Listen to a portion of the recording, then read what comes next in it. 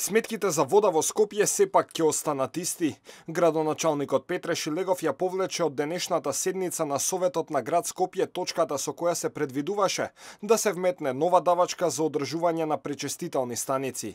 Тој упати остра критика кон регулаторната комисија дека одлуката за поскапување на сметките е политичка одлука на, како што рече, партизирана институција од минатата власт. Одлуката која сега Шилегов ја повлече предвидуваше граѓаните да плаќаат 2,4 денари за метар кубен вода за новата давачка за одржување на пречистителните станици. Со предлогот, цената на водата требаше да се намали од 29,39 на 28,67 денари. Со тоа просечната сметка од 500 требаше да биде 522 денари.